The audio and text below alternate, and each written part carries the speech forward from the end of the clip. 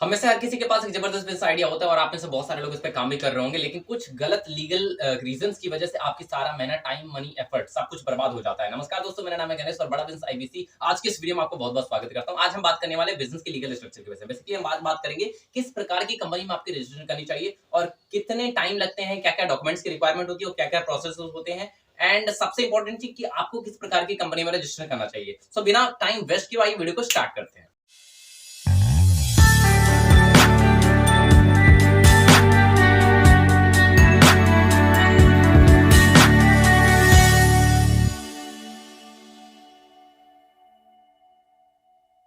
Basically किसी भी प्रकार की कंपनी के रजिस्ट्रेशन करने के लिए आपको अपने identity proof and address proof आपको प्रोवाइड करने होते हैं। आइडेंटिटी प्रूफ में Aadhaar card, PAN card, voter ID card and driving licence आपका कंसीडर किया जाता है।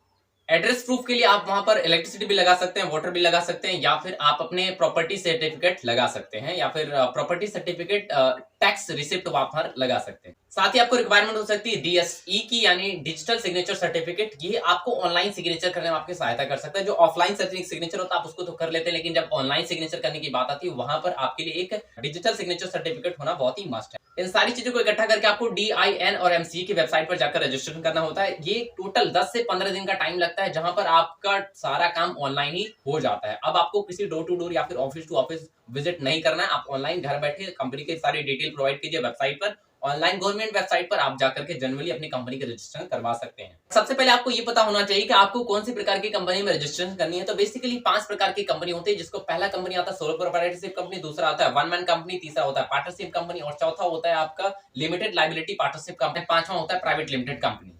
नाउ इन कंपनीज के अपने एडवांटेज और डिसएडवांटेजेस हैं, लेकिन अभी जो सबसे बड़ा सवाल है कि कंपनी को रजिस्टर ही क्यों करना। हम जनरली ऐसा बिजनेस क्यों नहीं कर सकते। देखिए, जब आप कंपनी को रजिस्टर करेंगे तो इसके बहुत सारे एडवांटेज हो जाते हैं। पहला एडवांटेज में आता है कि आपकी कंपनी की जो लीगल आइडेंटिटी होती है वो डिफरेंट बन जाती है। दूसरा, जो कंपनी के लीगल एंड कंप्लायंसेस बनते हैं वो कंपनी के नाम के बनते हैं, ना कि आपके नाम के बनते हैं।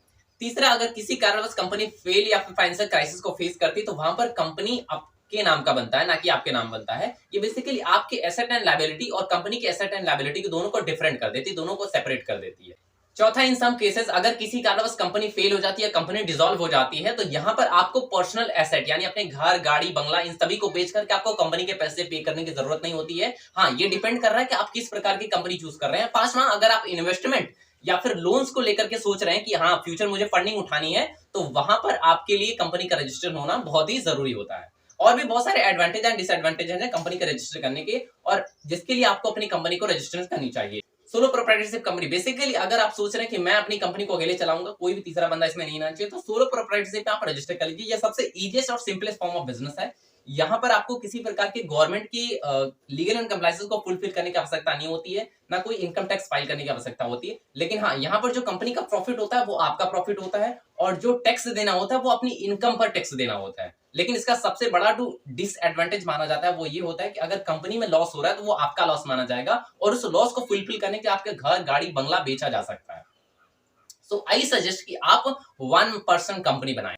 सेकंड, 1 पर्सन कंपनी, ये भी आपके सोलो प्रोप्राइटरशिप की ही तरह है, लेकिन यहाँ पर सोलो प्रोप्राइटर में क्या होता है, जो कंपनी का पैन कार्ड वही आपका पैन कार्ड, जो बैंक डिटेल कंपनी की वही डिटेल आपकी है, लेकिन यहाँ पर आपकी बिजनेस आइडेंटिटी और आपकी पर्सनल आइडेंटिटी दोनों डिफरेंट होती हैं, और आपकी कंपनी का एक लीगल स्ट्रक्चर बन जाता है, और कंपनी में लोन मिलने के चांसेस बहुत ज्यादा बढ़, ऑब्वियसली लोन मिलते ही हैं, तो लोन मिल जाते हैं, और जो प्रॉफिट एंड लॉस होता है वो दोनों सेपरेट हो जाता है आपसे और आपकी कंपनी से।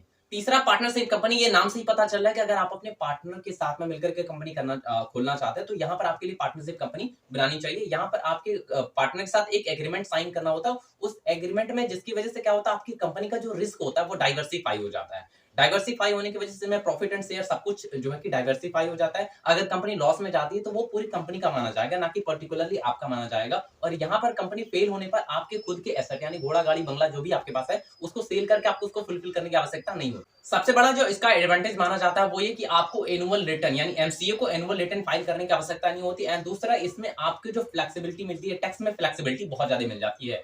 चौथा पॉइंट आपका लिमिटेड लायबिलिटी पार्टनरशिप। अब यहाँ पर आपका जो कंपनी है उसकी लायबिलिटी बहुत ही लिमिटेड होती है, और यहाँ पर आपकी जो पर्सनल लायबिलिटी है और जो बिजनेस की लायबिलिटी है उसको सेपरेट कर देता है। एंड यहाँ पर आपको टैक्स में बहुत ज्यादा फ्लेक्सिबिलिटी मिलती है, और प्रॉफिट शेयरिंग में भी आपको फ्लेक्सिबिलिटी मिलती है। इसके अलावा जो भी कंपनी के लीगल एंड कंप्लायंसेस बनते हैं वो कंपनी के नाम के बनते हैं, ना कि पर्टिकुलर किसी स्पेसिफिक पर्सन के बनते हैं जिसने कंपनी को स्टार्ट किया हुआ है।